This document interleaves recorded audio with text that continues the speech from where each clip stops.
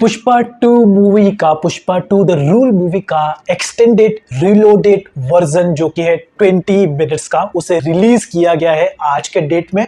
अब यहाँ पर ये कहीं ना कहीं मुझे ना मार्केटिंग स्ट्रेटेजी लग रहा है, क्योंकि वापस ऑडियंस को खींचने के लिए थिएटर में और छापने के लिए मेरे को लग रहा है लोगों का जो कुछ टारगेट सेट किया होगा 3000 करोड़ का, वो ये पूरा करना चाहते हैं, जिसकी वजह से इन्होंने पुष्पा टू द रूल का रिलोडेड वर्जन रिलीज किया है। जो कि पहले जो मूवी था वो नियरली कुछ 3 घंटा 25-30 मिनट के आसपास था, 3.5 घंटे का, और अभी यहाँ पर इन्होंने और उसका एडिशनल 20 मिनट्स रिलीज ऐड कर दिया है। जो हमने normally Pushpa two The Rule movie में नॉर्मली देखने को नहीं मिला था, वो हमें इस रिलोडेड वर्जन में देखने को मिलेगा। तो इसके लिए आज हम देखने वाले एक्चुअली में क्या है पूरा डिटेल में जानेंगे। तो टाइम वेस्ट नहीं करते हैं, स्टार्ट करते हैं। लेकिन उससे पहले अगर आप चैनल पे पहली बार आए हो तो सब्सक्राइब जरूर कर लेना, जिससे कि आपको ऐसे और वीडियोस देखने को मिलेंगे। तो टाइम वेस्ट नहीं करते हैं, स्टार्ट करते हैं। 3, 2, 1 स्टार्ट।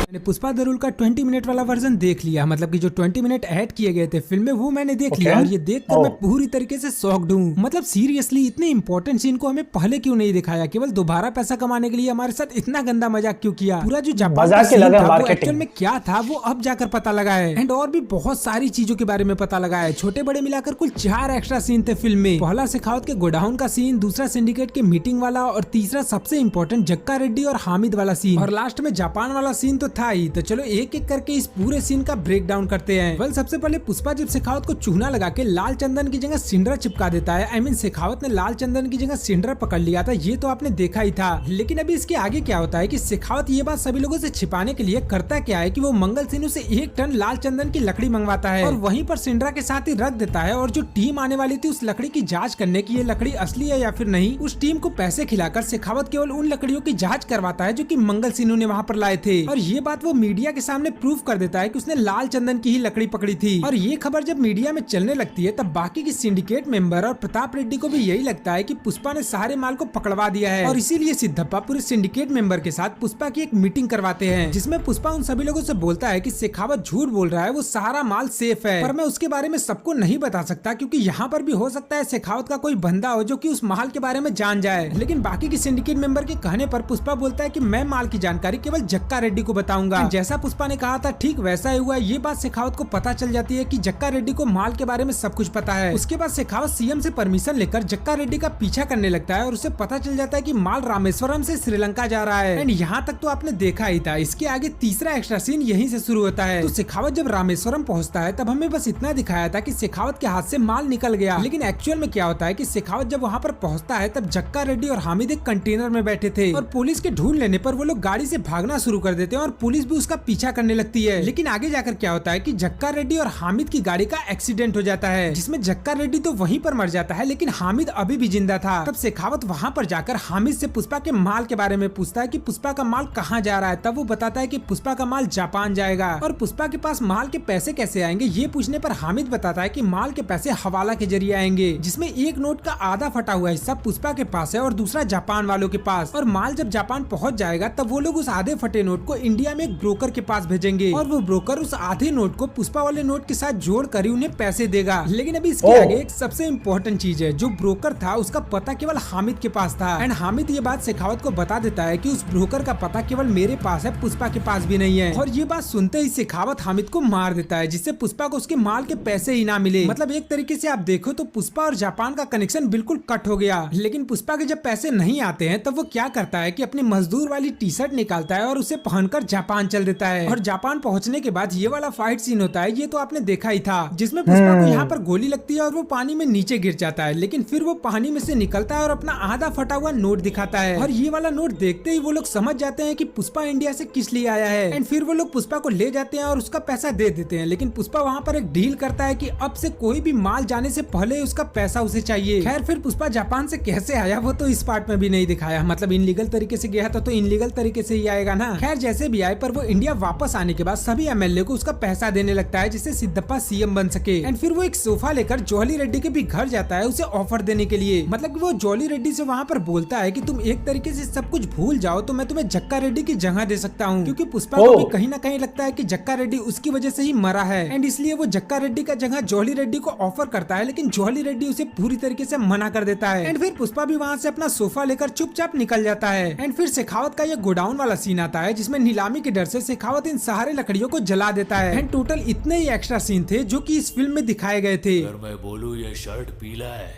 तो भरोसा रखो शर्ट पीला। बाकी अभी पार्ट 2 से रिलेटेड जितने भी क्वेश्चन थे वो सब तो क्लियर हो गए, लेकिन लास्ट वाला अभी भी बचा है। आई थिंक जब सब कुछ दिखा रहे थे तो भाई ये भी दिखाई देते कि ये लास्ट में बंदा कौन था। मतलब मैं बोलता हूँ कि एक 10 मिनट का सीन और ऐड करके ये भी बता ही दो इसी साथ। ये फाट पजल तो नहीं है? मेकर्स की स्ट्रेटजी कैसी लगी और वीडियो पसंद ओवरऑल आप लोगों को थिएटर में जाने की जरूरत नहीं पड़ी होगी या पड़ी भी नहीं, पढ़ने वाली भी नहीं, क्योंकि आपने Pushpa 2 the Rule movie reloaded version का स्टोरी सीन तो आपने देख ही लिया होगा। बट फिर भी अगर आपको पुष्पा 2 मूवी अच्छी लगी होगी तो डेफिनेटली आपको ये रिलोडेड वर्जन देखने में थिएटर में वापस मजा आएगा, बिकॉज थिएटर का जो एक्सपीरियंस है वो एकदम डिफरेंट लेवल का होता है, डिफरेंट ही एक नशा होता है।